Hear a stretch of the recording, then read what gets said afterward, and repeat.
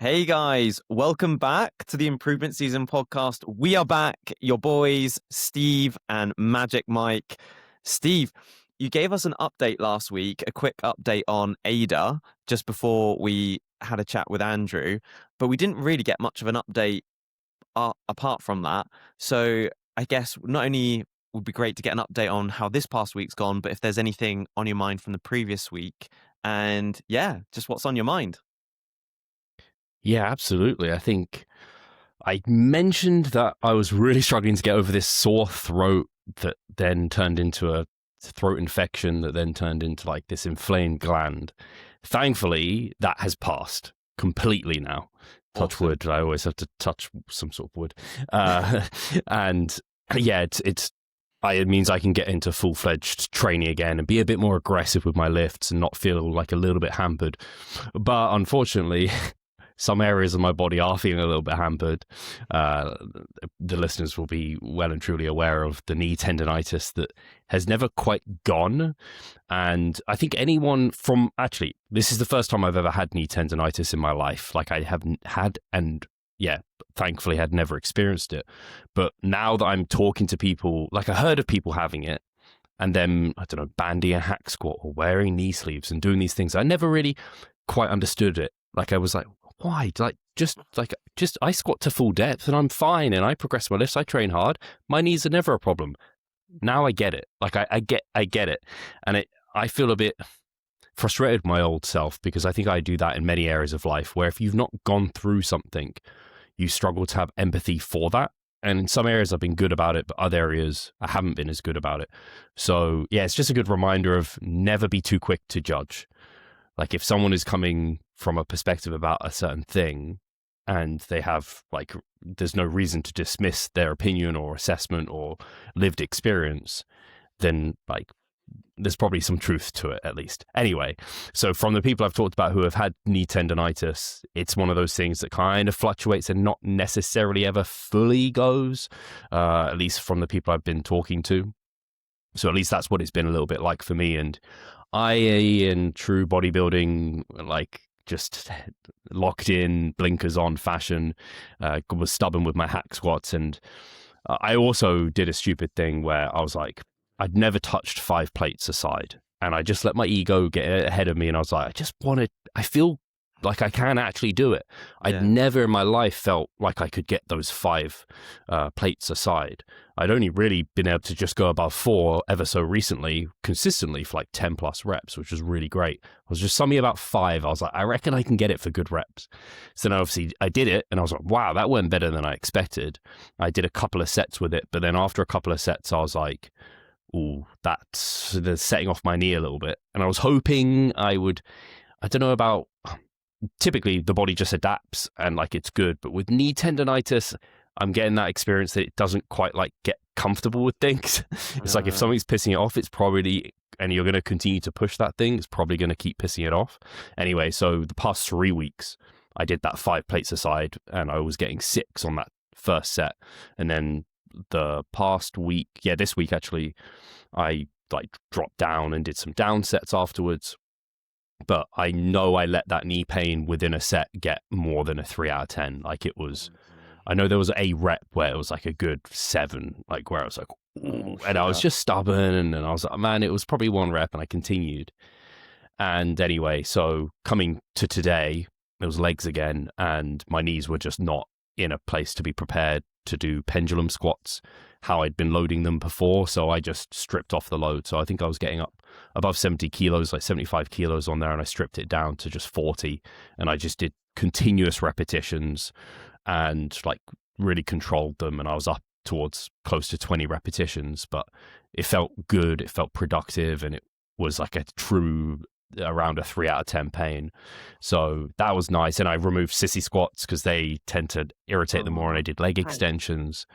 And I think I've come to the conclusion that my analogy is, we've talked about it before with food. We're good at having 1 cookie and then putting the cookie jar away or whatever, right? Yeah. Some people, they have 1 cookie and they eat the whole freaking jar. And you want to get them to a place where they can be moderate.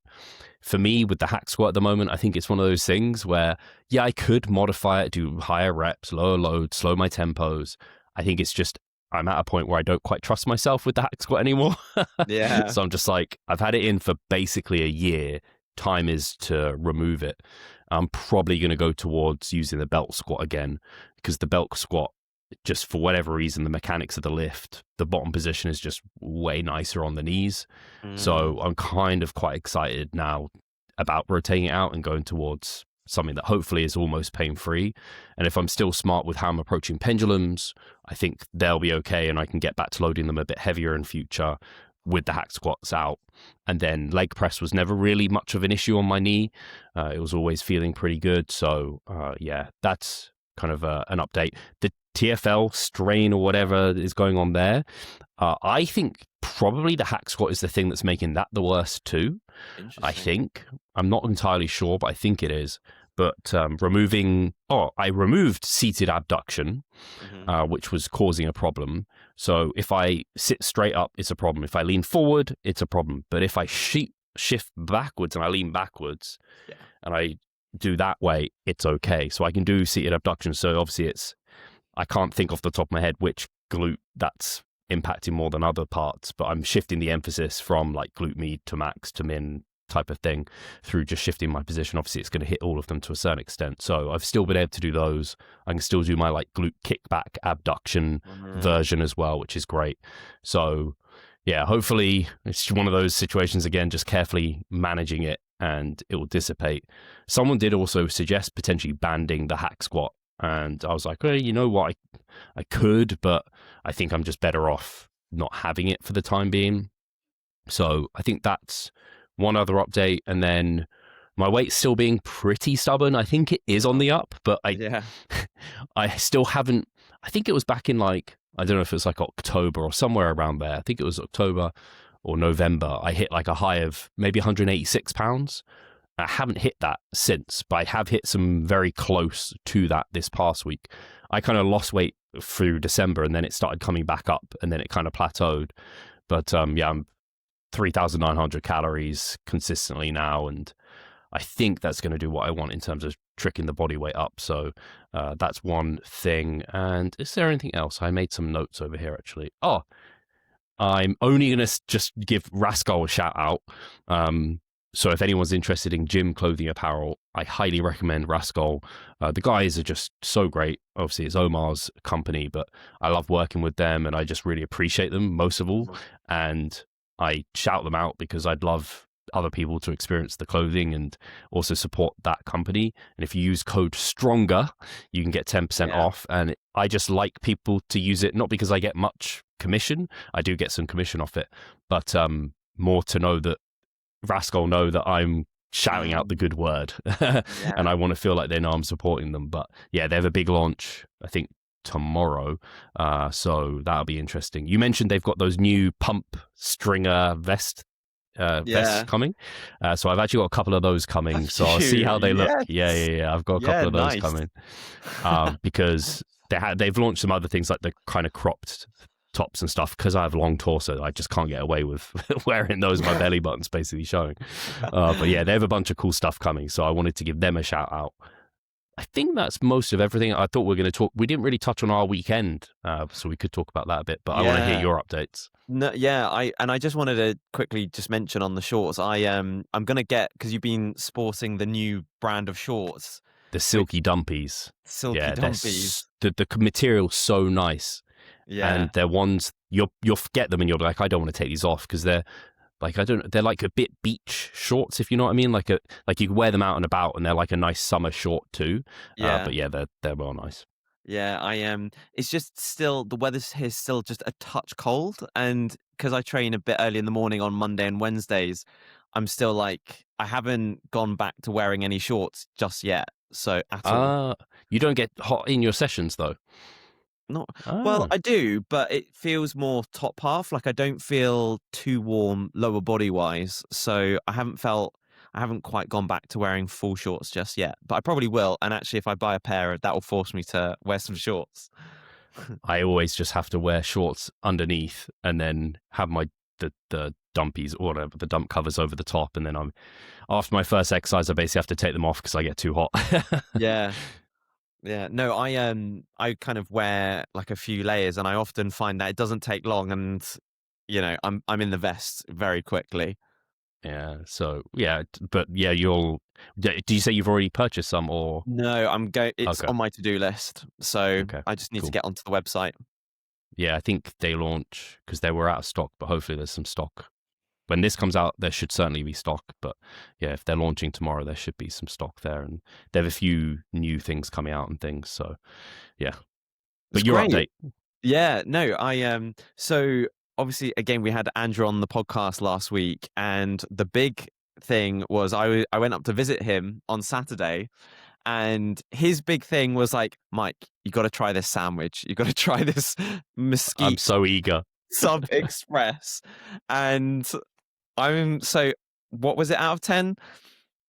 7.5. Like, How does it compare to the burgers we had from the Japanese smash burger place? it wasn't a touch on that, really. Oh, Andrew, you way Sorry. oversold it then. So Don't apologize. This is your true assessment. I like it. The thing that I appreciated the most, which I think you'd also appreciate, was the texture contrast. So they toasted the baguette, so it was really super crunchy, but it was still quite nice and soft. The chicken was juicy and it was quite succulent, but there was no real flavor to it. It was kind of just like chicken salad baguette. So you appreciated the texture, but I was expecting like, I think Andrew just probably bigged it up too much, to be honest with you, because I was just like, this is nice, but I'm not like blown away by it. You're not getting in your car and driving to Peterborough in pursuit of this sandwich again. No way. No way. And I was even thinking about it because I was comparing it to the the petrol station baguette that I had in Switzerland. Yeah, And I was like, how much better than this is it? And I was like, because I had that petrol station baguette, it surprised me a little bit. I don't know. It just, obviously the Sub Express wasn't a patch on it, but I don't know. I still appreciated that petrol station baguette quite a lot. How does it compare to a Subway? That's probably your closest comparison. I do think it's a touch better than a Subway. Okay. But in terms of flavor, I might actually go Subway, Ooh. It was just the texture was better at the Sub Express in Peterborough. That was the biggest thing more than anything. Sorry, Andrew. If he listens, I don't imagine, from my understanding, he doesn't tune in. So someone have to directly, Alex, I know Alex, I think Alex is his client. He might be listening. He can send this over to Andrew. He's going to double me. Mike gave it a 7 out of 10. I feel like you've maybe pushed that 7. I was thinking actually I'd probably give Subway like a 6.5. Like it's a solid, it's nice, but it's like, if you're you need a quick, good option that's tasty. It is tasty. I have to give Subway that, but quality of ingredients, that sort of thing, I imagine was better where you were. Yeah. So that was the biggest thing. You knew the quality of the ingredients was good, and the way that they did it was good. It was just, I was like, chicken's juicy, but I'm not tasting much here, I'm just like, there's lettuce. No cheese? No, I couldn't taste any cheese. I could just taste like some chicken, like salad dressing and a bit of chicken. But I was kind of like, this is quite actually bland, to be honest with you. And Andrew is making it sound like it was huge, like you were having to save a lot of calories for it. It doesn't sound like, from what you've told me, it doesn't sound like it's more than a Subway. Well, you could get different sizes. So you could get a small, medium, and large. Andrew had a large, and it was large, to be fair. And that was about 1,300 calories, and a medium, which I had, was about 1,100 or about 1,000 or 1,100. So did it have calories on the menu as well, or you just guesstimating? And Andrew had figured it out, I think. So fair enough. Yeah. But yeah. So how was the weekend otherwise? It was really good. It was good I've seen Andrew train at his gym, Definition Gym, quite a lot. So it was good to be there. It was a nice blend it was kind of warehouse, spit and sawdust vibes, but there was also some commercial equipment there as well. So kind of it was almost like a bit of a mini dash gym type thing. Very mini dash gym. That's quite the comparison. I know Did it it have is. I like mean, museum artifacts? it didn't. To be fair, it did have Whenever I pictures of think of Das Arnold. Gym, that's what I think of. It was literally like, yeah, Das Gym Museum. And I actually, so often when I'm checking in with clients, I'll point them towards your vlogs and the resources and so on. And I was scrolling down to a vlog that you made when we went to Pascal's wedding.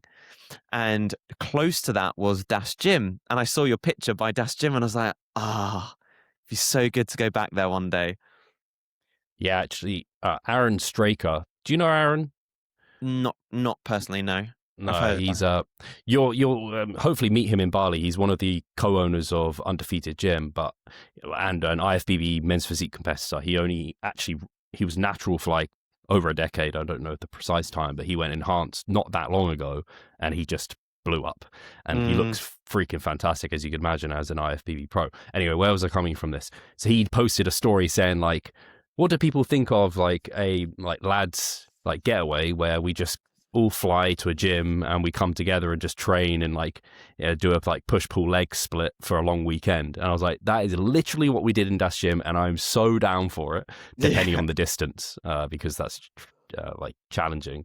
But I definitely think we could suggest doing that. Maybe I imagine some of our clients would be interested. If there's any listening and you are interested, we could just be like, okay, I don't know, in the month of April on this weekend, we're going to head down for a long weekend to, I don't know, Edinburgh, and go to, I know Edinburgh has some amazing gyms, and we're going to go do like a push-pull legs or whatever it is. We're going to go train there for 3 days. You don't have to have a specific, if there's a lot of you, don't have to train all the same or anything. But yeah, we did that in Das Gym, and that was a fun time.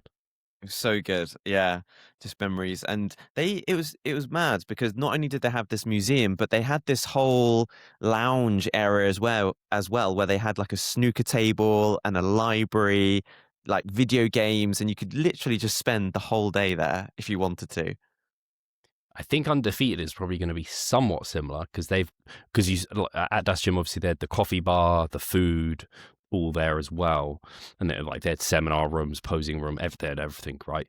But in Undefeated, they have like their recovery area, so they have the sauna, like steam room.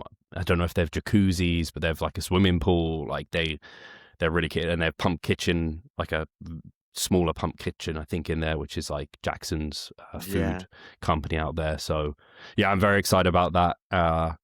I was just talking to Richard Collins on the podcast, who I know you know, of course. Yeah. And he said he very may well come over for it. So that's exciting. And there's still tickets available as far as I know. So if people are interested, and I need to, by the end of this week, have my flights basically booked. It's still just I'm a bit nervous because I'm nervous about the thing anyway, right? But that wouldn't be stopping me. It's more the conflict, obviously, that's happening, because our stopover is we have to cross like the Middle East, basically, which is where obviously all the conflicts are at the moment, and like the war that's going on. So I just hope that calms down as quickly as possible and is resolved in the best way it can be. I have clients impacted by that too. I don't know if you do at all. No, not my clients, fortunately. Yeah, unfortunately, I have some that are on holiday and so they can't get back, and I have some people based around Israel. So yeah, man, I feel for everyone that's negatively impacted by something that's just outside of their control. With the flights though, at the moment, because you would have thought they'd, I don't know, find stopover points around it, essentially, I imagine. I guess it's very hard as well to find stopover points, but I imagine there's like a danger zone as such where airlines are advised not to fly close to. Yeah, who knows what would happen if it came to it. Ada's just ran up here like she's excited for some reason. We could fly, for example, go through Singapore, which is a bit away from it, so you could do that. But I think, at least as I said to you, I don't know if you've done it yet, but I was like, get travel insurance before you buy your tickets, because then at least you have some security. So yeah, anyway. But just changing subjects ever so slightly, just a bit of an update. So last week as well, after we finished talking with Andrew and recording the podcast, I went to go to the loo, and I went to turn on the tap, and basically no water was coming out of the tap. And I was like, right, okay. went down to the boiler and I was like, oh, and I was having this conversation with ChatGPT and I was trying to figure it out. But basically, long story short, they had a massive pipe burst in Oxfordshire and the whole of the water supply to West of Oxfordshire got cut off. So I basically was without running water for like not a day, but like probably half a day at most. Okay. So that was interesting. And I felt really gross because I hadn't showered that day. So I basically had no shower. And I was like, you know, when you just feel a bit bleh kind of thing, I was a bit Does your like gym that. have showers? Well, everywhere was affected. Oh, that obviously, yeah. Sorry, I didn't even think. Yeah. So they set up water stations where they were handing out water to people because some people, they were without water for like 3 days. Wow, that So sucks. yeah. But it makes you appreciate like just how something so fundamental that we take for granted, like water, or you think about electricity. If we had no electricity, we couldn't work, we couldn't like cook or do so many things. And it was really just like, yeah, perspective grounding, if that's even a thing. You know, I was just Yeah. like, wow, I'm just so grateful that we've got all of these things. It's great. Yeah, it was interesting. Yeah, it's one of those. It's like Wi-Fi is even, or internet connection is basically like an essential, like in terms of like Maslow's hierarchy of needs. It's like you actually need that, and like electricity's there. Water obviously is right at the bottom there. So Mm, yeah, I'm glad that you were only impacted for a short time. I know Rob Whedon, who was on the podcast a few weeks ago, he also had his water issues across a couple of weekends recently wow. where his family didn't have water. So I don't think it was as large scale of an impact. I think it was like more isolated to him. He had to go to like his parents to like, I think, Mm. or something, or a neighbor to get water. But yeah, when that's missing, that's not great. So were there just some stinky people in the gym the next day or something?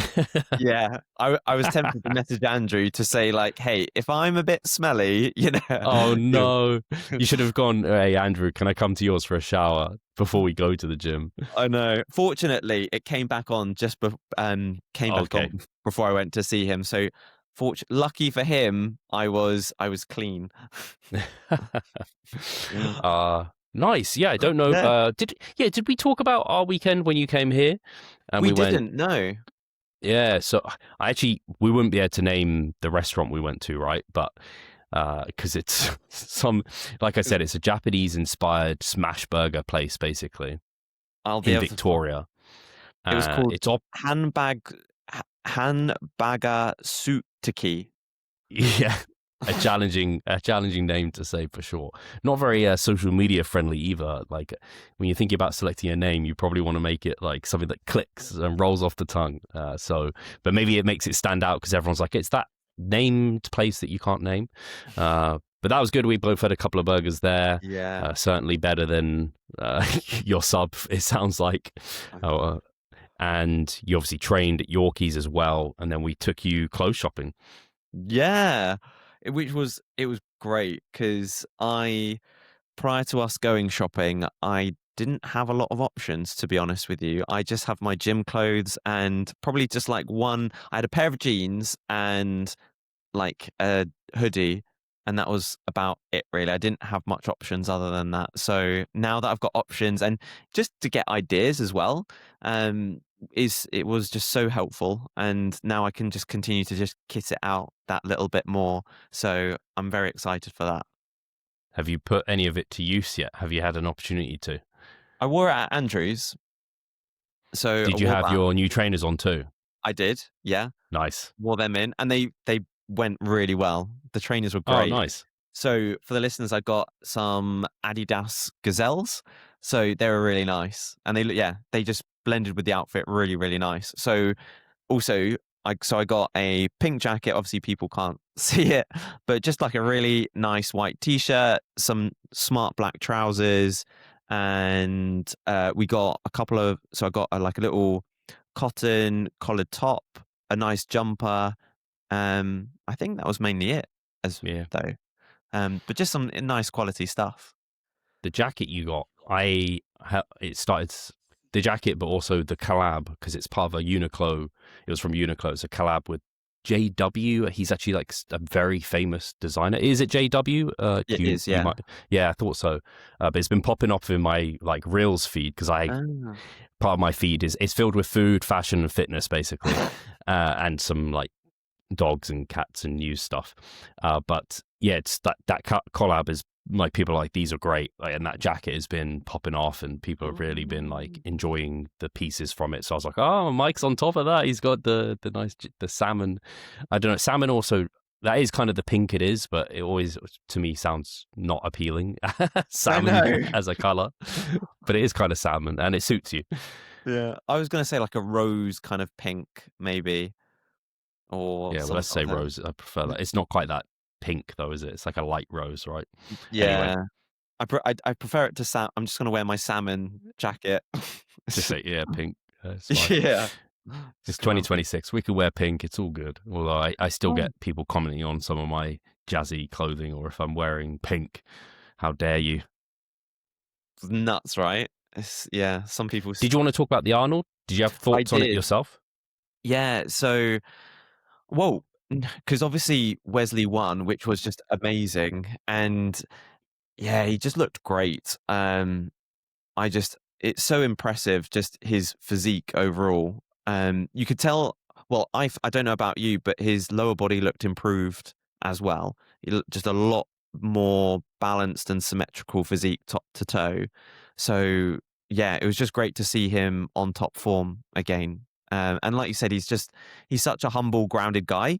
Like again, like another Chris Bumstead.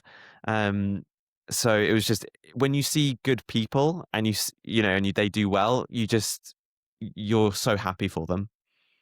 Yeah, he took his crown back, which was Yeah. lovely to see, because I can't imagine how bad it felt when he didn't get it because he came back for it, and then how bad he felt, one, not placing where he wanted to, but also not presenting the physique that he knew he could. Like, you never want to come and step on stage again and look worse than the time prior, but unfortunately he did. And I think he has alluded probably in some areas to why. I think obviously there's always a reason why, and he obviously knew it. And like you said, he really worked on it. His quads looked fantastic. Yeah. Like really impressive. And the detail he brings out through his quads also real nice. He never really had a great sweep, and it really, through the size he added, it was like visibly obvious. He packed on size there. Obviously, he can always do with a bit more hamstring. Glute, I don't think glutes are ever going to be like a strong point for him, just due to muscle insertions and balances. It's like his back, like his lats, they pop underneath the armpits, and then it's like, oh, where do they go after that? Yeah. It's just like muscle insertions, not biomechanics, anatomy, all that. It's kind of like calves, where if you've just got a very high insertion point with your calves, it just looks different compared to someone who's got a low insertion point. Again, it's like just genetics. Yeah, I don't know if, because calf insertion points definitely differ between people. I don't know if lats actually insert higher or lower on people.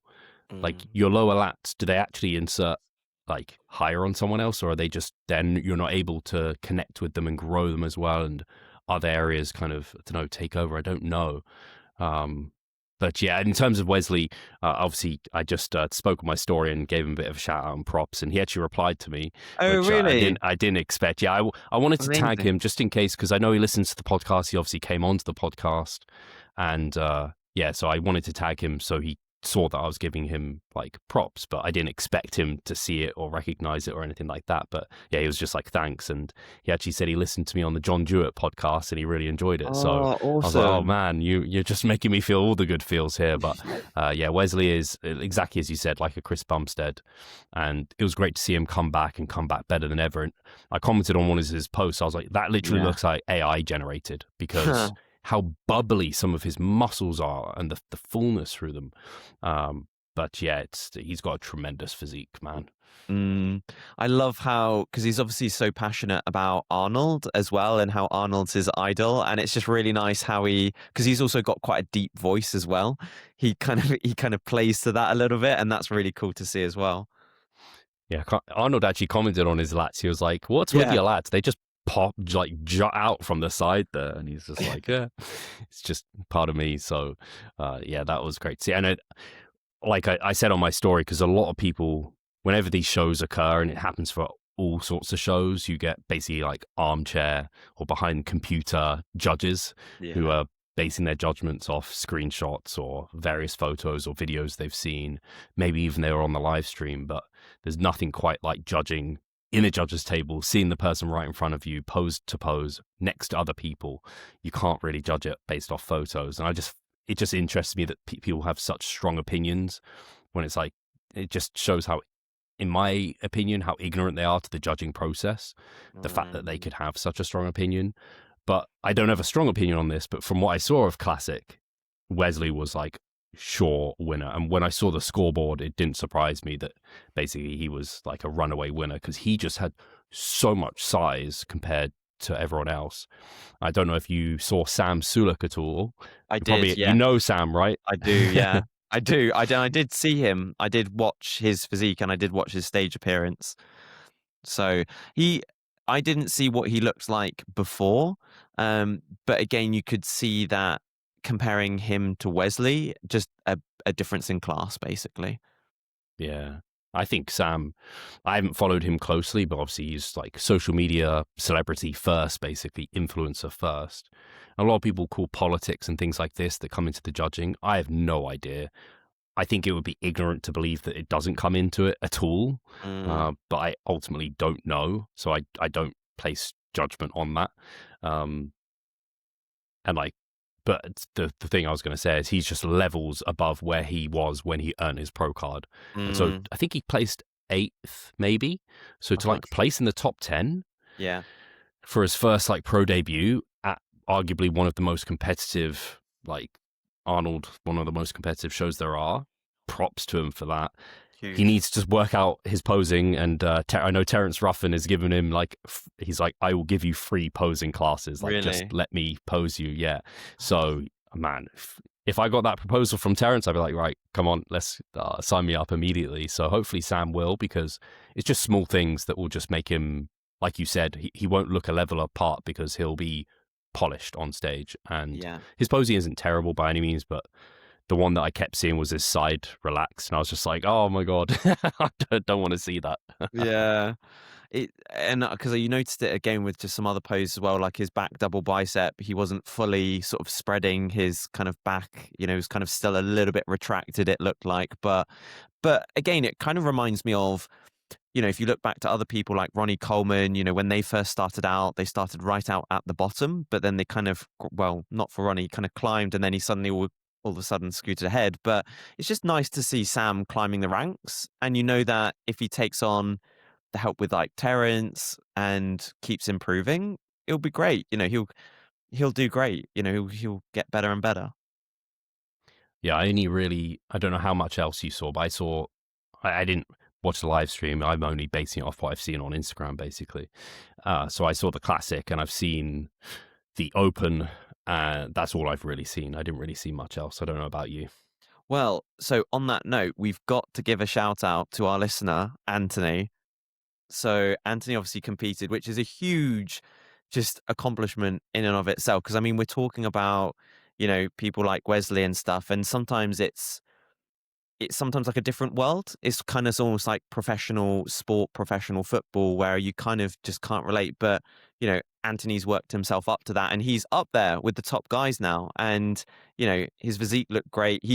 You are a big human being, Anthony. Do you know how tall he is? I have no idea how tall you are.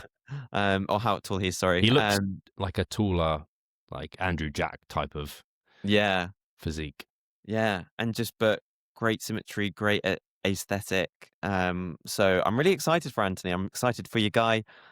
So yeah, it'd be good to see his potential and moving forwards in the future. I didn't see where he placed, but I saw he shared some of his stage presence and everything. And you just can't not be proud at bringing that sort of package again to an Arnold stage. And I imagine for him, at least from my brief discussions with him online, he is very much like a man of just loving the process. Yeah. And this won't have, like, wherever he placed, he would have been like, hey, like, this is great. I'm here for it. And I just love the process. I'm going to present my best on stage. And he's working with John Jewett, so I know they're going to be working as a team to improve. So, yeah, congratulations to Anthony just for ultimately bringing up a package on stage that you can be proud of. Definitely. And that, I think that's just, again, what we love about bodybuilding, right? We're always getting better in some capacity because we're always learning. We're always getting that feedback. Did you see the top 5 from the Open? Like, how did you feel about any of it? So, do you know the placings? I don't know the placings. No, I didn't. I only Okay. watched, essentially, I watched Wesley Viz's YouTube vlog and I watched Sam Oh, Sulek's vlog. So and then I oh, watched Anthony on Instagram. So I don't actually know the placings at all. oh, okay. So, but did you see the Open and the lineup, or No, not I even didn't. that much? I didn't Okay. even see the lineup. You wanted to talk about the Arnold, and you I haven't know. even seen it. We are talking about the Arnold. But yeah, I think there's a few things. One, there was a bit of controversy between Andrew Jacked and Nick Walker, and the flip-flopping between the two. Should Nick Walker have won it? And really, it was shape versus size and condition. I think that's what you can boil it down to. I think Andrew Jacked, like I said, I don't really like to even comment on it on the placings. So I'm like, well, I wasn't there, so. But it looked like shape versus size, and Hadi, from what I understand, maybe he could have taken it if he'd brought his best look to stage, but he was a bit softer and not as conditioned, and so I think that hurt him. So he came third. So Andrew Jack top, Nick Walker second, Hadi was third there. Then who was fourth now? Was Derek fourth? Oh, really? Not Derek. Sorry, not Derek. Derek wasn't there. My brain keeps wanting to say Derek, Mike. I don't know why it keeps looping back to Derek. I'm like, Derek wasn't there. Why am I saying Derek? Martin. It might have been Martin who was fourth. Mm-hmm. And yeah, the big news about Martin was, well, first of all, apparently he was very soft, and he was not a good sportsman, basically. But he's been getting a heck of a lot of stick for it online too. He celebrated when Nick Walker got pronounced as second because he does not like Nick Walker. He didn't shake Nick's hand and apparently shoved him backstage. This is what I've heard. I don't know specifics, but yeah, obviously just not good sportsmanship, had a very emotional response. But I think sometimes social media can be so awful for these things because you always, and you'll be great at this, Mike, thinking, why has he reacted like that? There's got to be a reason, right? He's not inherently a terrible person who's just evil and doesn't care about other people's feelings and emotions or whatever. And so, yeah, then people are just saying he should lose all his sponsors, whatever, the IFBB should drop him, all of these comments, which I think just a little bit too far and a bit unjustified, but equally it's an opportunity for Martin to improve and become a better person in that regard. He did make a formal apology recently, I think, on social media, but from looks of it, he didn't apologize directly to Nick, and he probably does apologize, owe Nick an apology. I don't know their beef. I don't know their situation. He doesn't like Nick for whatever reason. I know Nick's been a bit of a controversial character at times and worn his heart on his sleeve, so I kind of see it as a bit of the, the entertainment of the sport to some extent, where you have these outspoken characters who are emotional. So he didn't ultimately hurt anyone. He just wasn't very sportsmanlike. It's like you said, it's such a hard thing, and probably something in an ideal world we should all refrain from commenting on because we don't have context to the situation and what's led. I always think of the example where if you're driving and someone cuts you up in traffic, they might be rushing somewhere to visit a sick person in hospital. We don't know, rather than us just immediately assuming what a a-hole, But so I think it's hard. I think the only thing that I will say is that when you're a professional athlete, you are a role model to others. And so even if you don't like someone, when you're on stage, hey, you are a role model for the sport. You're an ambassador for the sport. And I think you should always try to, reflect that in your actions, at least on stage. So I think that's just maybe the slight, disappointment maybe in the situation. Yeah, no, I agree. I think about you should be a professional on stage, a professional Yeah. off stage.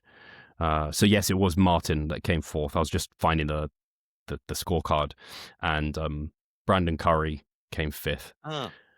I have seen some footage of comparisons between Martin and Brandon, Mm-hmm. and I have to say, from those, Brandon looks. I'm a fan of Brandon Curry's physique. I've always been a fan of his physique. His legs have always been a little bit undersized, but I just think he just brings together a lot of nice elements within bodybuilding. He has really good shape. He has good size. He always brings in pretty good condition as far as I've seen.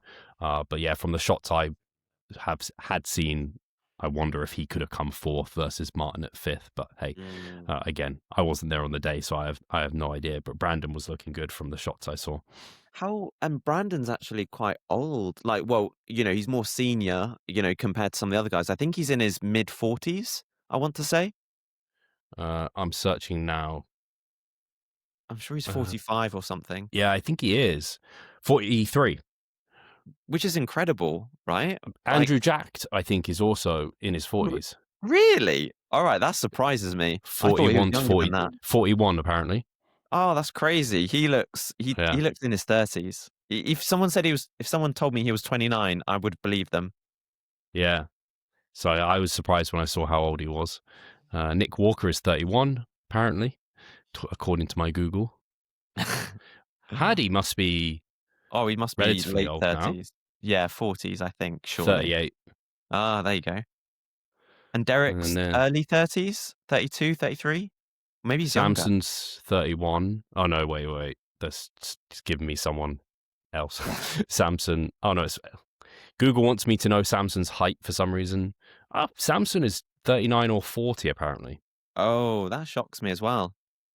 Yeah, so I mean, this is not shocking. If I was thinking like top natural bodybuilders, often I think of them as that age, but enhanced, not so often. Derek is 32.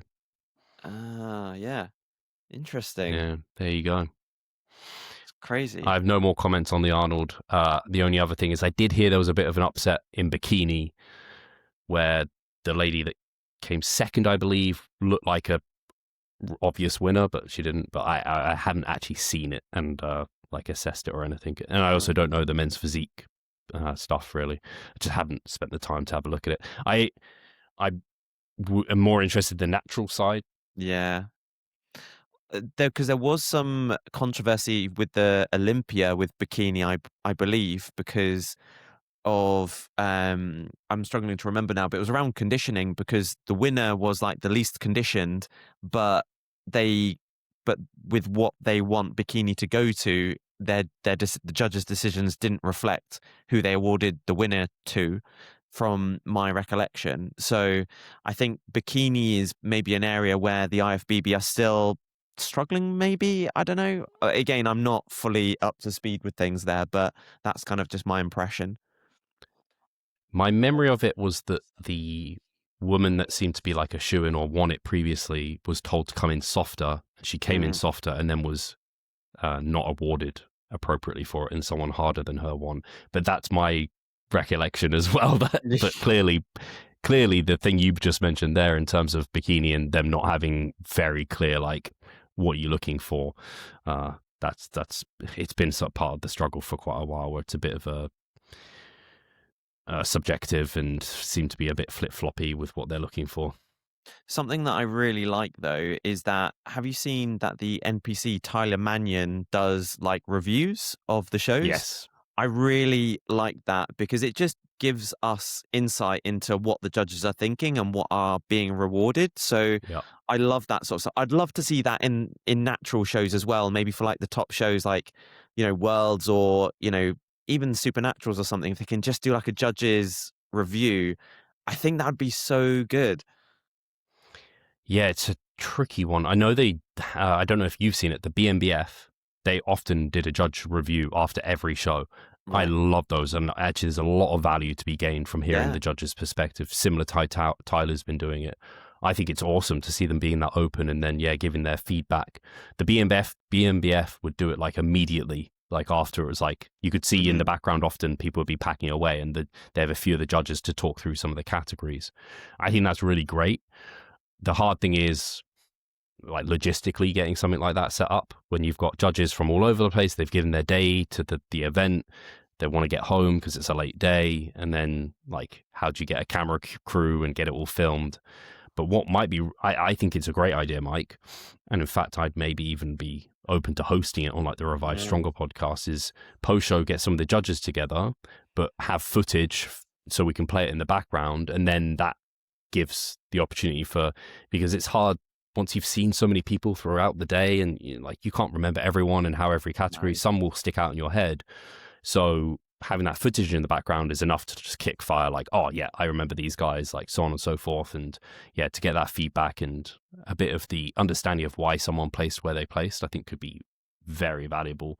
Yeah, I'm interested to hear if other people would see it the same way, and if it's worth investing the time into getting something like that set up. Yeah, it would be so educational, in terms of like, for someone who's interested in competing, like, okay, this was why they made the decision, this is what I should be working towards, etc. And even just for a general understanding, because again, we don't know, we can't see what the judges see. So if they tell us like, this is what we saw at the time, it's like, okay, I get it. So, oh, I'll have my fingers crossed for that, because it would be something in an ideal world I'd love to see. Did a little bit with Bob Bell. If you Yes. remember that Yeah, podcast, I we do. kind of went through some of the world's footage. We did a little bit like that. So I did love it like that. yeah, if we can get some solid footage like we had there, but I see no reason I wouldn't be able to like get that going with, I think like, yeah, a couple of the judges, like a male and female judge, and maybe a Steph. Yeah, that would be a good fun. Anything else on your end? I have got, well, not personally, but I did want to mention this. It's kind of a bit of old news now, probably a couple of weeks old, but Martin Reffalo obviously became the president for WNBF Australia, which I thought was really, really cool. It'll be really exciting to see what, where things go. And I'm just excited for Martin. I feel like Martin's achieved so much already. He's got his PhD, he's a really successful coach, and he's got this now, and it's like, wow, it's really cool to see. Martin's such a lovely guy as well. He's absolutely like, I don't know what term, he is underrated, absolutely, in the space. I just think he's not as a controversial character and like very outspoken, so he just doesn't get the engagement that others do. But yeah, if people aren't following Martin Reffalo, definitely do. And yeah, I saw he'd already been working closely with the WNBF, so it was like a very nice, smooth, obvious transition, it looked like. So yeah, great news for him. Yeah, but other than that, that's pretty much everything from me. Training's going well, we're all good, so yeah, pretty good. I mean, I did have a couple of other things, but depending on how we are for time, maybe we should just get into questions. Hi guys, Steve here. Just wanted to take a moment of your time to remind you of our online coaching service. At Revive Stronger, we pride ourselves on providing personalized service that will take your physique and knowledge to the next level. If you're interested, check the description and sign up. Yeah, I think we should get into questions. Personally, just because we didn't have any last week. I think actually, did I WhatsApp you some? I think I maybe don't think so. did. I have a feeling I did. Okay, let's check. From before, because I feel like Benita sent me. That's right. Yes, you did. One. So I'm going to read this one off to you if that's all right. Yeah. My question is, do you set a mantra / motto for the year ahead, which you always relate back to? What is it for 2026? Oh, I like this question. So sometimes people refer to it as like, what's your word for the year? And for me, actually, I did think a little bit about it. And for me, it was build. And that's my little word for the year, because I want to build my upper body again. So it was kind of like, right, I'm recovering from my shoulder injury, so I'm building my upper body. But then I have aspirations to increase myself as an online coach. So I'm like, right, I'm building that as well. And I'm building other areas of my life, such as my relationships and dating, etc. So I was like, build's quite a nice word that encompasses all of that. So that was kind of like my word motto for 2026. Love that. I'm glad you actually had one, because I absolutely didn't. I don't have one. I don't set words or mantras for years. No. It's just not my vibe. put it No. that way. I don't really do it, but I will say I generally have like a mantra, not a yearly mantra so much, but Data Bio has been. Of course we do. I knew you were going to say that. Yeah, so that's my, like, if anyone sees that on my stories or at the end of posts, believe it, from our man Naruto, I just have that general philosophy of just like, yeah, there he is. Believe in yourself, believe in the potential for better things. With Ada, it was very much a case of like, I had belief that she was going to get through it. She's going to be strong. But it isn't ignorant. Like, you don't have, it's like shoot for the stars, but you are aware that you might not quite get there. Like you don't, you're not delusional in that sense. But yeah, Data Bio for sure. Yeah. I don't know why, but it also reminds me of, do you remember when we were in the Netherlands and we were sitting on the on kind of the rooftop, and I can't remember what the situation was exactly, but I basically said something like a positivity quote, and you were like, Mike, not everything can be solved with a quote. Yep, you're right. I'm such a Grinch, aren't I? Like, I'm like, I'm trying to mold Mike to become a negative person. That's what it feels like. But yeah, there was just a lot of shit in my life at that time, and people weren't well and things like this, and I just was in that mindset. I was just like, Mike, you can't, I just need to feel like shit. Sometimes shit things are just shit and they remain shit. And I was like, yep, right, got it. But there was also another question on here. So I don't. Well, actually, was there? Oh, yes, there was. So this I think was also from Benita as well. So Benita asked, what training would you recommend if your body has a preference for slow twitch fibers, especially as a bodybuilder? Would you suggest as much as time under tension and higher reps to ensure optimal muscle growth? Because the reason why she asks is she got a DNA test a few years back that looks at so many things, and one thing that came up was that it showed that she had a preference for slow twitch muscle fiber type. And when we were talking on the podcast, it reminded her about it, and about how we were talking about preferring to train a certain way. So it's kind of like understanding the implications of if her body does have more slower twitch fiber types, should she train more slow under tension with as many reps as possible rather than more explosively, or not? Interesting question. So I will first of all say I am not aware of the efficacy of a DNA test, full stop, but particularly for telling you your muscle fiber type, I'm heavily skeptical of that, because that's not just impacted by your DNA, it's also impacted by the way you train heavily. So I don't know if you could even tell that unless you got like a muscle biopsy, like how much of your muscle is fast to slow.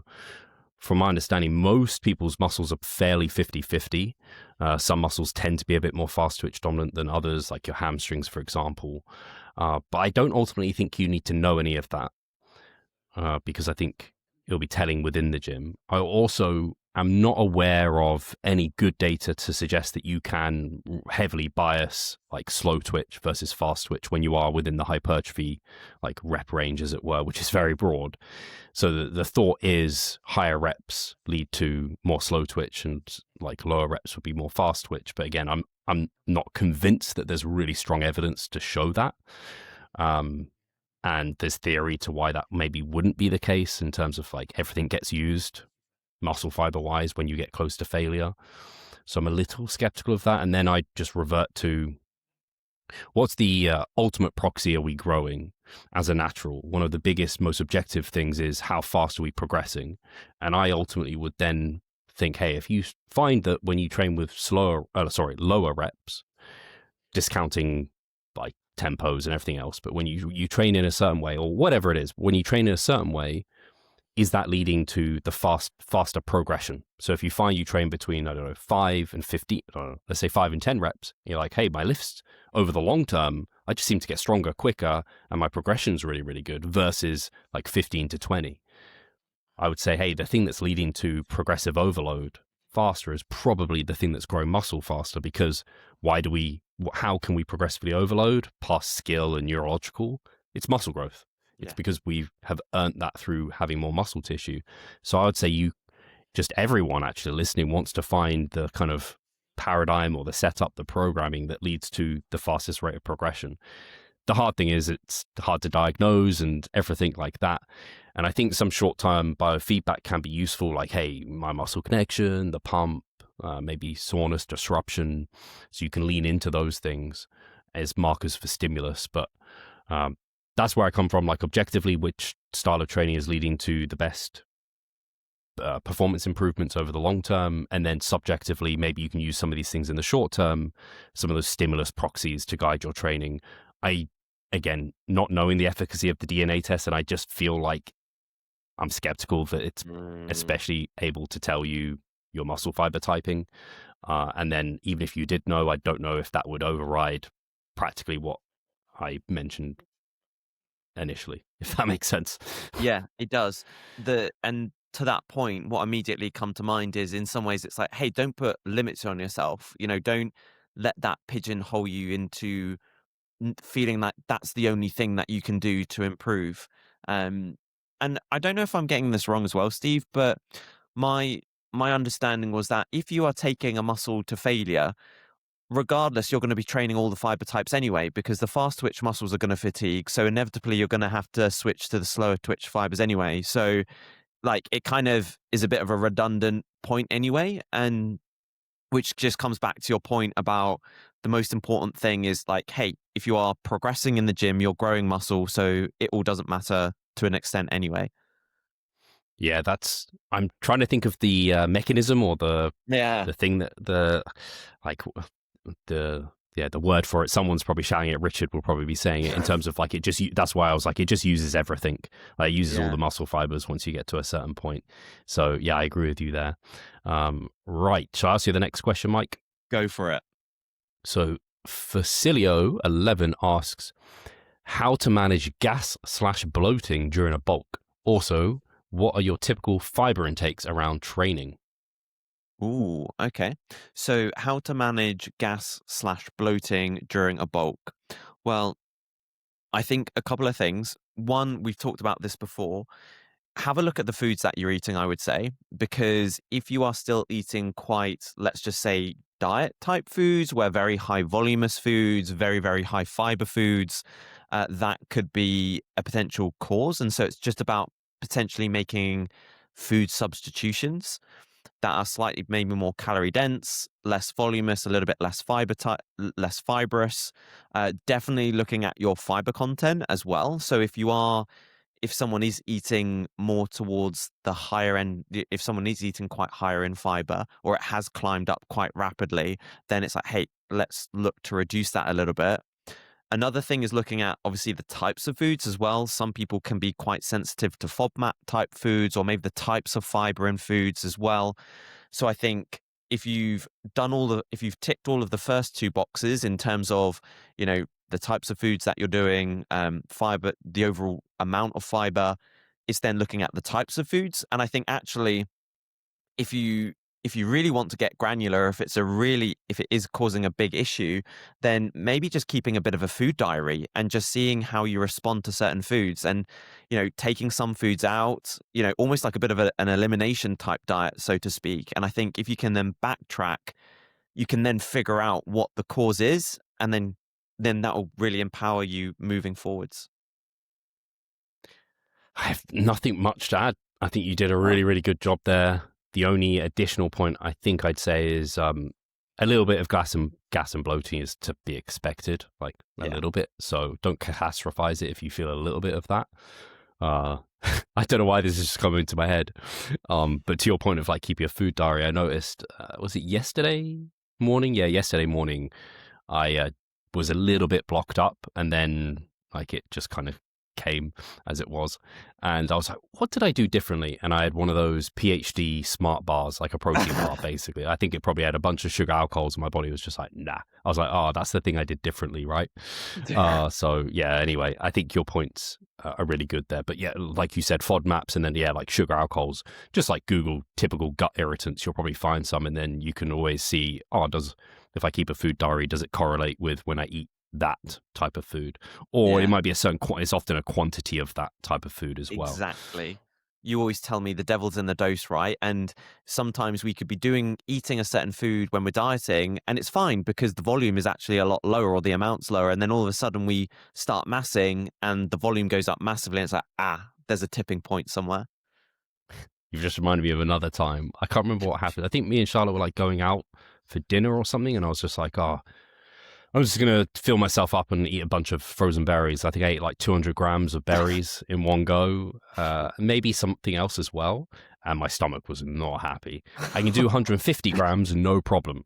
Yeah. 150 grams with a kiwi is like my post-workout along with my croats. But yeah, 200 grams in my body was like, no. I think I ate a salad as well, maybe like a load of veg, so it's just overload. Do you know your like rough fiber intake, like daily? I normally sit around, it's probably somewhere between 45 to 60. So let's just say 50 on average. That's very typical for me. I would say that my body is very used to higher fiber intakes. Like I could eat 70 grams of fiber and it wouldn't massively destroy me. So again, my body's quite resilient in that sort of sense. I used to think I had to be careful about the amount of fiber I would consume because it would cause me digestive problems if I went over a certain amount. But I think the issue was actually just I was above my like intervention point in terms of body weight, body fat, because my average fiber, I just checked on MyFitnessPal, and obviously that's subject to errors because I don't check every food diligently to know that it's exactly that fiber, but it's probably a good proxy. It was 67 grams average for the past week. And I eat, the other night I had a salad that had 8 portions of veg on it. Nice. Or it might have even been 9. And then I eat like close to that number of fruit a day too. So I'm not above 20 fruit and veg a day, but I'm in around 15. And then obviously oats and everything else that I eat. So yeah, I tolerate it like similarly to you, like fine. Like I don't have, going to go too far into too much information if I start bringing up poop quality on what's the scale, the scale like for 8 or something. You know, like 1 is like liquid, and then, or it might be the reverse, and then 8 is just like a stone, basically, that or something. stool scale, yeah. Anyway, that question done. Let's go on to the next question. So we're on to the Instagram, the time chamber questions now, right? Yeah, perfect. So I asked, I skipped the cardio one because we've talked about cardio so much. Sorry. So Sean.J.Dutton asks, okay. I see you can ask it. I see Pascal is back coaching from Instagram. Do you still keep in touch? So it depends. Not really. I'll just say that. Unfortunately, I think I don't have much more to say apart from unfortunately we don't. That's how it is. Let me ask the next question. So Patrick Morris, what weight gain loss and calorie range is okay when eating in a maintenance? If I have a big food day, should I ease off the next day? In terms of calorie weight gain loss, okay, so I would say, oh gosh, I'd be looking at long-term trends, like a week average. Your week-to-week average shouldn't be steadily going up week to week to week. It should be, hey, it's like within 1 to 2 pounds probably would be good. I'm trying to think what percent that would be, but I don't really have a percent off the top of my head. But I'd say within 1 to 2 pounds, where it might fluctuate up a pound, but then the next week it fluctuates down a pound. So you're really in and around maintenance in that regard. And then I'd be looking at your calorie averages. So if that's happening, then you kind of look at your daily intake of calories, you look at a weekly average, and then where's that? And then that should probably be within around 100 like calorie range or so, maybe 200 at most. And yeah, I'd be looking at long-term trends. Maintenance is a tricky one to like know you truly at maintenance because of these fluctuations and environment changes, like food intake changes. And that's why you have to really, really zoom out to kind of know. In regards to the second question, if I ever, and to the first question too, I'd be looking at historical data as well. Like, where have you maintained before? On what sort of energy expenditure was that? Similar, what rate of loss have you had when you're in diet? What calorie average was that? What kind of average weight loss was that? That gives you a bit of a judgment of how many calories you might need to maintain on. Similarly with gaining, kind of gives you a bit of an insight, but maintenance is quite a tricky one because it is like you don't have just an exact number of calories that is maintenance, and it fluctuates a little bit day to day. So there's definitely ranges. So I would definitely give you like a 2 pound range and like a 200 calorie range. I think is reasonable there. I just don't often aim people to be at maintenance for long periods of time, really. And yeah, it will fluctuate up and down. And you should also just feel like you're at maintenance in that regard. Like, you're not force feeding at all, but you're also not ravenously hungry at all. Like, then you kind of know I'm probably at maintenance if I'm at within my range of like where my body's happy to be at, which is the only place that you pretty much want to maintain, because being above or below that, you want to get back to your kind of your body's happy body fat. And then in terms of like a big food day, yeah, if you've overeaten your calories one day and you're looking to maintain, then you probably want to average that out. It's kind of similar to if you have a weekly budget in terms of spending. If you double that one day, then you probably need to take that into consideration other days, or you have debt. So unless you're happy gaining body fat, yes, I would ease off the following days. There's many approaches there. I haven't really got anything else to say there. I think you kind of covered it really nicely. Again, we always have that 10 to 20% over under rule. So try not to eat more than 20% of your total calories, in one sitting, and then just try to adjust for that kind of over the following days or the preceding days. Again, just coming back to that weekly average. Yeah. So what Mike's basically saying there is, if you're aiming for around 3,000 calories, we wouldn't want you to go more than 3,600 on any given day. And we similarly wouldn't want you to come lower than 2,400 on any given day, because that's once you're more than 20% different, it's just too extreme. But if you did 3,600 and then 2,400 and then every other day was 3,000, 7 days, you'd average out at that 3,000. So yeah, I just wanted to put numbers to it, because I know what you mean, but I don't know if people listening will have known exactly what you meant. Yeah, good shout for sure. Cool. I'll ask you the next question. Yeah. Sweet. So the next question is from Lloyd Barcelonilla. Asks, if protein is set at 1 gram per pound, how much should come from quality protein sources versus trace protein sources from carbs? I would probably say we kind of want the majority coming from quality protein sources versus trace. Obviously, if we're massing and we're gaining, then we're going to get more trace protein sources, and so probably allowing for that somewhat if someone is massing is important. But I would always say we ideally want to get the majority from quality protein sources as our base. Absolutely. And I would struggle to try and put hard numbers on this. Yeah. I know I did a podcast discussing this to some extent, and Menno Henselmans made it known that the recommendations for protein, when it comes out as like, hey, we recommend this range, it's talking about all the protein you get in your diet. It's not talking about just like high quality protein sources. So that allows you not to have such a concern.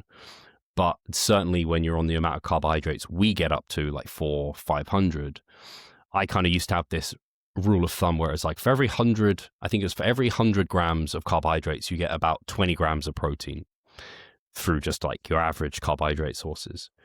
Probably count 10 grams of that and say 10 grams you need to like make up for it. So I used to say for every 100 grams of carbs you ate, increase your protein intake by 10 grams. I removed that once I understood this from Menno, because I was like, I don't think it's that big a deal. And because we side towards the higher end of protein anyway. Like 1 gram per pound, you could even argue is above what we'd need to maximize MPS potentially. I think you could make arguments either way, but certainly you're fine.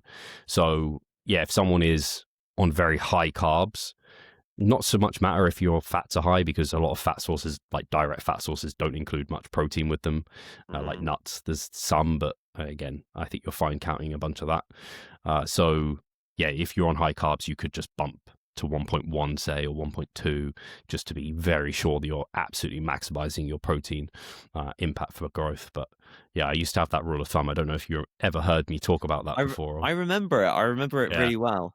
Yeah, it's kind of, that was a bit of a blast from the past. But I think there's an element of this in terms of, try not to get too caught up in the minutia. Because I think, like, coming back to what you said about total protein, hey, if you're hitting your total protein and you're having some just decent, portions of protein in each meal, you're probably doing the right things, and you don't need to stress about the smaller stuff. Yeah. Especially as more research comes out on like vegan versus or plant-based diets versus like omnivorous diets, it's becoming more and more like abundantly clear, like actually the body it's very good at being like, oh, you ate this lower quality protein here and you ate this lower quality protein here through the day. Oh, we're just going to use those amino acids together and make a high quality protein. Yeah. Like, it just starts working itself out. So it ends up being like, hey, total protein is really the big deal. Yeah, it's, again, the body is just so efficient and it's so adaptable as well. So I think we just got to kind of have faith in that sometimes. Yeah, for sure. But right, so our guy, Remy Saka, asks, you can only choose 2 from these carb sources for the rest of your life: rice, pasta, oatmeal, potatoes, bread, cream of rice, or cereal. Oh, I know this is hard. so I'm definitely going for oatmeal. Mm-hmm. That's a shoo-in. Potato is there. Interesting that he's given cream of rice and rice as separate options, because I really see those two are the same, but I'm not going to pick either of those. Then we're between bread and cereal. Ooh. He only said 2 though? Oh, sorry, 2. Oatmeal and Yeah. potatoes. Done. Right. There you go. Oh man, the only thing that I'm struggling with is cereal. I love cereal. I might go oatmeal and bread, Mike. Oh really? Yeah. Oh wow. Okay. Bread is a good choice, to be fair. I think Pizza, mate. Oh yes. I can't live without it. Yeah, that's a good one. Yeah, I would tell you what I definitely wouldn't have. So pasta, don't care. Yeah, so Core, again, I'm not too fussed about it. Yeah, oatmeal stuff. I think, yeah, I think I would probably also do oatmeal and potatoes. Cereal would be high up there, but it'd have to be oatmeal and potatoes, I think. When I look at my diet, oatmeal is the definite, like, we can agree on that. Yeah, absolutely. Same for you. And then I think I more regularly I don't eat cereal actually at the moment, particularly ever. Like, I'm just don't do it. And then it's bread and potato, and I'm just like, there's a lot of ways you can eat potato. Yeah. But bread, there's so many different things that come as like a bread product, right? And lots of different varieties there. So anyway. True. We're done. Yeah, We're done. It's not a question to overthink. No, exactly. I'll ask you the next question from the Book of Jonah. I just saw Raymond Limicher say it took him a whole year to recover from a contest prep, and recovery sounded like hell. Is this common? I don't think it's common for it to take a year.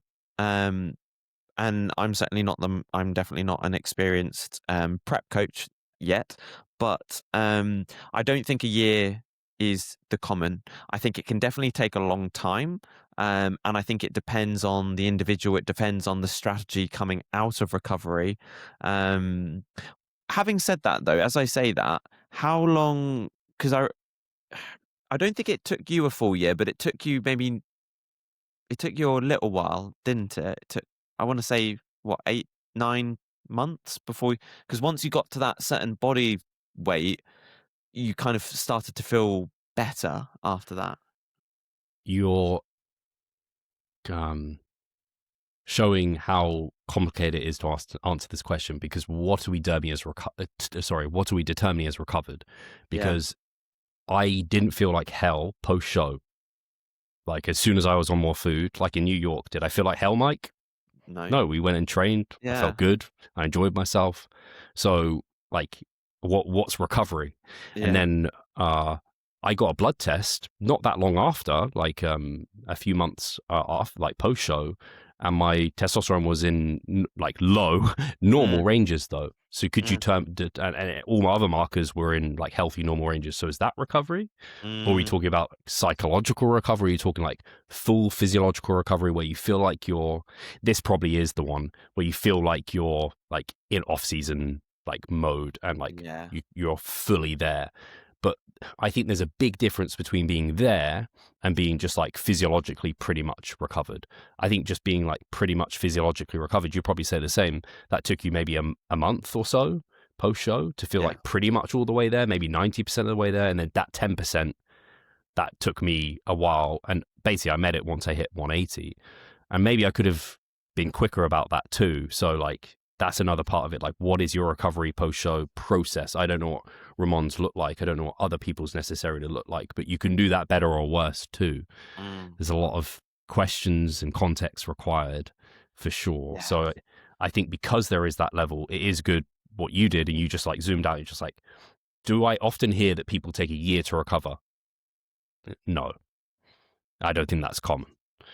And from my client experience, it's not common. I have one client at the moment I'm working with now who might listen. I don't know if I want to name that person in this context because I don't know how comfortable they are with it. They're certainly within that like 90% of the way recovered, and they have been. It's probably been a year at this point post-show. So they are maybe somewhat similar to Ramon, but they also felt pretty decent quite soon. So I don't know. I don't know Ramon's specific context. Recovery sounded like hell. I actually did see this reel that Ramon did. And again, with social media, and I'm not saying he necessarily did this, but it's a short, like you don't get a lot of context. And sometimes people use stronger terminology and to pull on emotions and make impact. And so they might use words like hell and so on and so forth. And like natural bodybuilding is terrible and awful for your hormones. You might say something like that, and it sounds worse than maybe necessarily they even think because they're trying to make a point. Do you know what I mean? Yeah. So at least I'd just say it isn't common, but it isn't super rare. It does happen that it can take a while to recover. It depends person to person process. And also Ramon got freaking shredded. But it also, it certainly wasn't his first time competing, maybe third or second, but it tends to get better every time. Yeah. I saw that he wasn't looking to compete anymore, and he kind of stepped away from the sport a little bit. So certainly it had a major impact on him, which I'm sorry to hear of. Yeah. Oh, I hope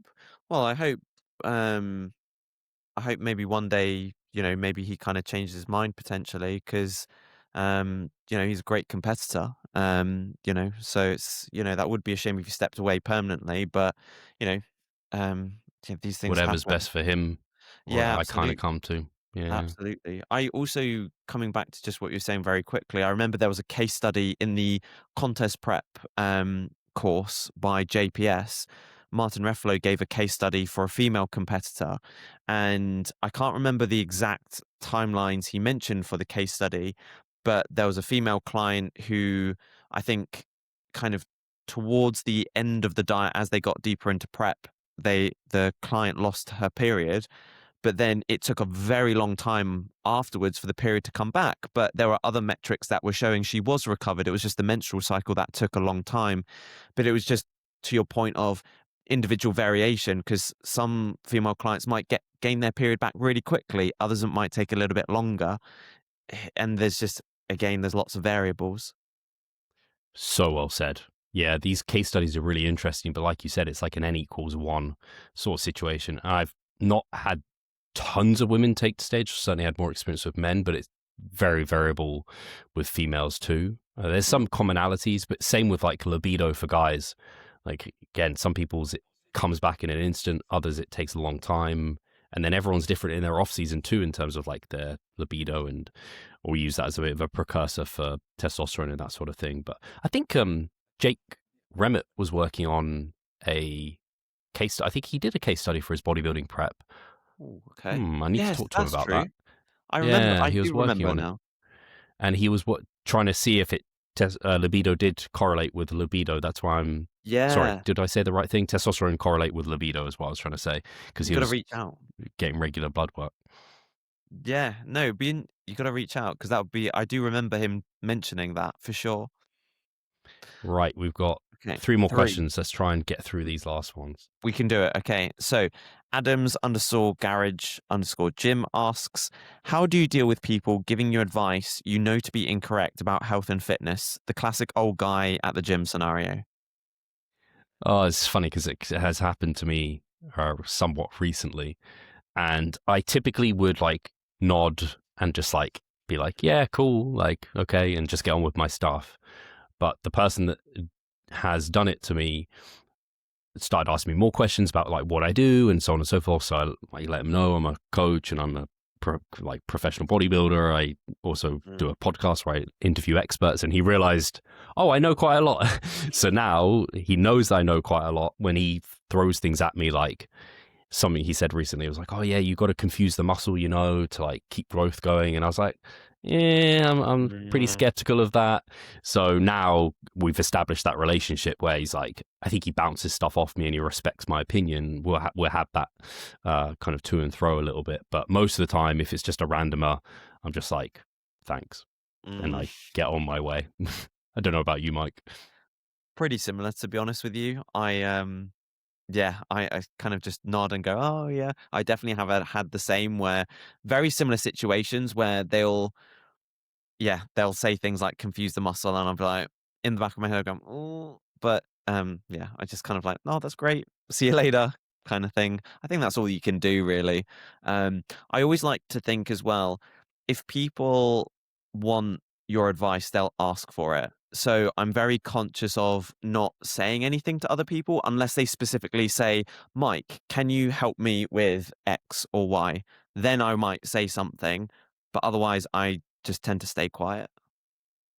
Yeah, if you don't know they're giving you unsolicited feedback or advice, then yeah, if they're not seeking education from you, unless they say, hey, I think this about this, don't you think that's better? Why do you think this? Then like I just don't engage. It's just unfortunately not worth my time and energy at that point, unless it's like they've given really bad advice. I don't know what it could be, but hey. Yeah. Nice. Next question from Jared, my man, has asked, have your thoughts on mini cuts changed over the last few years? I think for me specifically, nothing big is coming to the top of my head, to be honest. Um, again, I just come to the fact that for me, they are a tool, and it's just the context of which you use that tool. I think at a certain point, they were really popular, but now I think they've kind of settled down. They're not kind of as prominent as they used to be. So I think we've just got to come to the fact that, hey, is the tool right for the job with where we're at right now, the client's context and situation? And that's it basically. But otherwise, there's no nuts and bolts of the mini cut that's particularly changed. It's just a short, aggressive fat loss phase. And that's pretty much it, to be honest. I think, and again, it comes back to, is it appropriate for that client? So some clients it's not appropriate for, depending on where they're at in their journey. So you've got to take, right, who's the client, what's the context, and then, use it appropriately.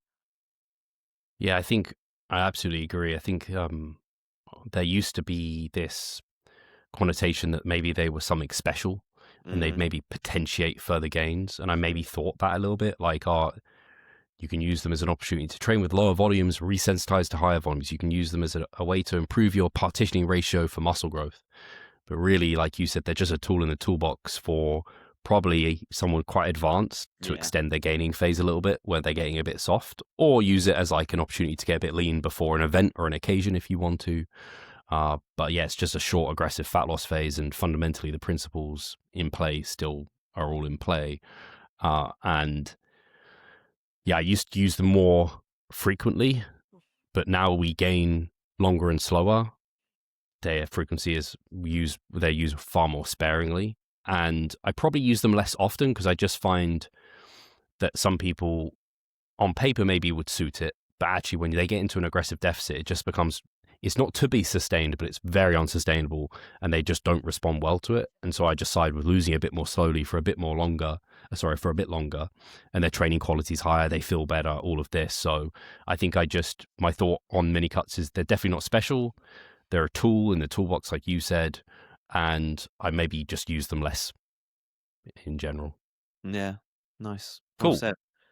All right, last question. So Aurora.Matheson asks, can you still build muscle with a total hip replacement? Ignore if out of your scope of practice. Interested to hear about Steve's slap tear. Which was a bit of a rant. Yeah, the last statement's a little bit different. It's a little bit like out of a tangent to the rest in a sense. But in terms of out of scope of practice, I mean, I have no experience with it, but I don't see why this would be out of scope of practice. The way if I had a client come to me who had a total hip replacement and they were like, hey, I want to grow some muscle, I'd be like, okay, has your doctor okayed you for resistance training? And if they're like, yep, I'd be like, great, we'll resistance train and you will grow some muscle. I can't see a reason why, if the doctor said they can go and resistance train and that if they can do that, then they wouldn't grow muscle. I don't know if you've got any additional thoughts or had experience with people with hip replacements. Yeah, like this is well within my scope of practice, like, because I deal with it all the time. You can absolutely build muscle with a total hip replacement. Nothing's changed. They've essentially put in a metal hip. It's a hip joint, but that in no way precludes someone from building muscle. And actually the surgeons want you to build muscle because that's going to protect and preserve the joint for much, much longer. So the only things that would just to be wary of is just in the very acute stages post-surgery. So if we're talking the first 6 to maybe sort of 10 weeks, that's when you just want to be more cautious with your exercise selection. So it's just like, hey, we can't do things like deep squats or anything like that. We can't do that. We need to avoid it. But hey, we can absolutely do blood flow restriction training. We can kind of do other methods. And as long as you're adhering to that, perfect. And then after that kind of acute phase, it's, hey, go for it type of thing. So, yeah. Lovely. Yeah, that's what I would have expected. So that's good to hear. And that's kind of similar to what happened with my shoulder, right? Like I built the muscle around it and it protected the joint and allowed me to continue to be functional. So that's good news for anyone who might have a total hip replacement who's listening. You can definitely grow some muscle. So thank you guys for listening. We appreciate you as always. As a reminder, we are online coaches, if that wasn't made very abundantly clear. We help people take the bodybuilding stage, photo shoots, just lose some fat, get healthier, feel better about themselves, grow muscle, improve their longevity, all those things. Enjoy the process, learn more about their nutrition, learn more about their training, level up in every single way, and enjoy the process. Like I said that already. Yeah. Definitely check our coaching out. We like to say we're a little bit different from other online coaches because we keep things very personal. So our communication is done via video check-in. So you record a video, talk through your week, we'll record one and get back to you with that. So it keeps us building a really great relationship. We're friends with a lot of our clients. We get on, we talk about things sometimes outside of the scope of coaching completely, but it might help in the relationship and rapport and get the most out of everything. So anyway, like I said, we make it fun and enjoyable whilst getting results. So definitely check out our coaching. We can get a consultation going, or we can do a video overview of your application, which is completely free. So there's nothing to lose at all. Consultation is a very small fee just to secure your spot. So we can talk things through, and there's no like strong sales going on, sale tactics. We think if you've applied, then you're interested enough. So that's fantastic if you are interested in that. Otherwise, definitely always subscribe, like, leave a comment, share with your friends, share on Instagram, tag myself and Mike. We always respond to all of those. And I guess that's everything. We'll catch you in the next one. Thank you for your questions. Guys. Oh, final thing. If you're still listening, which you probably aren't, if you have questions, join the Hypertrophic Time Chamber over on Instagram. It's linked in the description. Or if you have a question, you can leave it in the comment area on YouTube. That's the best 2 places to make sure that we can get to them. So thank you guys. Nice. Catch you next week. Bye.